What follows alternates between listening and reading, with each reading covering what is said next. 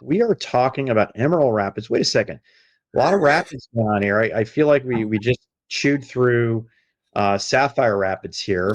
Yeah, Yeah, I mean, you were in Portland meeting with Intel. You weren't allowed to tell anybody you were there yep, or what you were doing on it. But what did you learn? What I'm not seeing a lot of depth to the analysis, Matt, yeah. on this, and it looks like a Sapphire Rapids that everybody wanted in the first place. Yeah, so there are a couple of things that Intel did, and there are a few reasons why this is significant. So, and by the way, on the analysis, I agree. Um, I will have something out on the More Insights site either today or Monday that gives a deep dive on what Emerald Rapids is. But what Intel did, you're right. We went out there about a week and a half ago, 2 weeks, a few analysts, a couple press folks to kind of get an inside look. And when you look at it on the surface, you go, okay, 64 cores. What exactly did they do, right? But to me, what I think Intel is doing is they are lining up a lot of underlying capabilities within the silicon to make them far more competitive in the next, forget about right now, but the next 2 years, the next 3 years, the next 5 years, as workloads like AI become more prevalent in the enterprise and we move from training to inference. What I think they're doing is they're building out and analytics and all these data-driven kind of applications. What I believe Intel is doing is they're building out a silicon-based infrastructure that will allow for best absolute real world performance.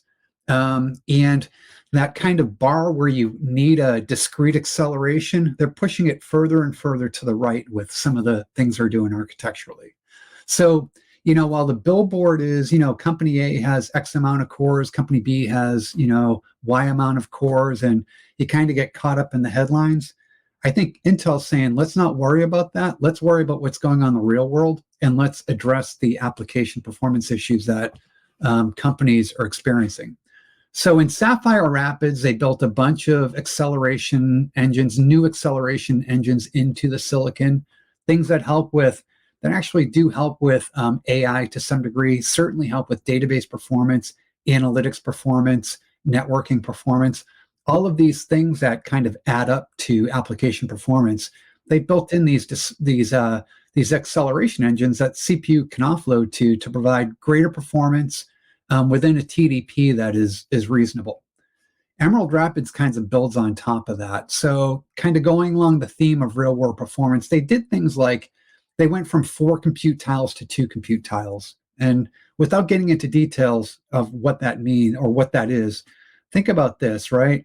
The more hops you introduce into communication, the longer it takes to communicate from point A to point B. By reducing the number of tiles, they added significant performance to application or reduced latency significantly for application performance.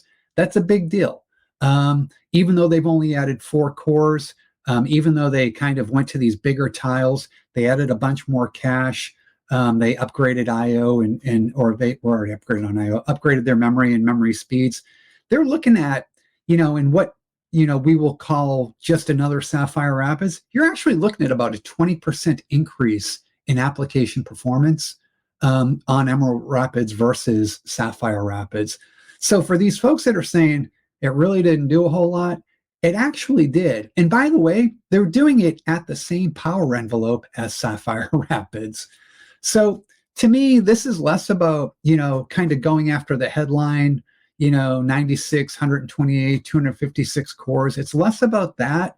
And it's more about deploying or delivering value to those applications that are deployed within your data center. That to me is Emerald Rapids in a nutshell.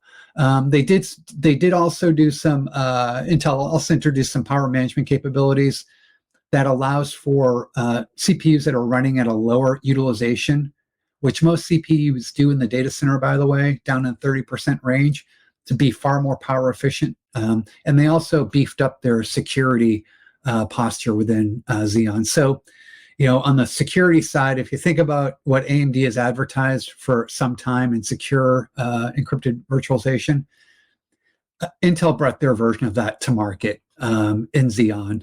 So you'll see that start to show up in the cloud companies just like AMD's does. So to me, there's a lot more underneath Emerald Rapids than just kind of the billboard stuff, right? There's a lot of architectural. And like I said, I think as, you see 2024 roll around in these, and I know they're not going to call it 6th generation, but whatever they call the next generation Xeon come along, and you find that they reach parity with core counts and things of that nature, you're going to find that they have a very compelling value prop because of all of this underlying work they put into supporting everything around those cores, if you will. So it sounds like there's a lot going on here. And a guy from Zoom got up on stage and talked about how they were using Xeon with integrated AI. And by the way, this shouldn't be a surprise to anybody. I mean, there was a day on with a DEC VAX that every subsystem, which was its own card with a backplane, right? Yeah. And then over time, once we got into this x86 client server era, everything started to get integrated as a chip, not a card. Mm-hmm. And then over time, it went from a chip on the main board directly into the chip itself. Right. A great example of this is the math coprocessor, right? Where it used to be its own chip, right? And then it was integrated. That was the SX was the version that didn't have it, and the DX had it integrated. And then we put graphics in there, integrated graphics. We put the memory controller in there. We put in some circumstances a lot of the I/O beyond the memory controller, and then we have SIMD units that would do various acceleration that you could program to, and that was true for MMX.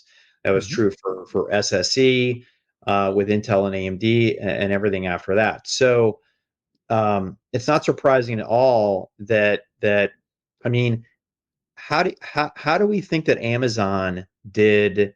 Hey, you bought this, you might like this. Netflix, hey, you watch this, you might like this. Yep. That was all done on a Xeon or an AMD Opteron or EPYC processor. Mm-hmm. And the ability to put, again, little blocks on the SoC or on the monolithic die to be able to accelerate that. And you can have the application and be doing the AI at the same time. That's right. Okay, so particularly for recommendation engines, right, where you want to have everything loosely coupled over a super high-speed bandwidth, as opposed to going over PCI Express and having to swap memory back and forth with a GPU. But for industrial strength, hardcore, highest performance training and inference, it ends up being a card. And then with tightly coupled applications where latency is even more important, you get this. So this shouldn't be a surprise to anybody. And I think the key here is that you're only going to have the CSPs and the SaaS providers write to something that they can get on ARM and AMD. And that, right, and it could be, let's say, hey, I support bfloat 16 or something like that, or the latest 8-bit encoding. So, Matt, I appreciate you actually bringing to light what many of the differences are. And I really felt like Emerald Rapids was the Sapphire Rapids that we always wanted. Sapphire Rapids was 2.5 years late. Yeah. And here we are with Emerald Rapids, which to me is kind of the chip that I think Intel wanted in the first place. Yeah. Yeah, right. They're compatible. Emerald Rapids has been compatible with the Sapphire. So that's right. Oh, interesting. Yeah, I knew the TDP and the power draw was the same, but I didn't know it was the same socket, and that makes this stuff, super easy. So, hey, let's move to the. I was going to say a little bit more detail on the tile. They went from like 4-tile to 2-tile, and each of the tiles have got 2 memory controllers that support DDR, so that there's 2 of them, so that makes 4. They've got 3 PCI controllers, so you got 6 on the chip. They got two UPI per tile, which gives you a total of 4, and then 2 accelerator engines, so you got 4 accelerator engines on that. So use the accelerator or not, and UPI is a fast, high bandwidth, low latency connector for everything in the future.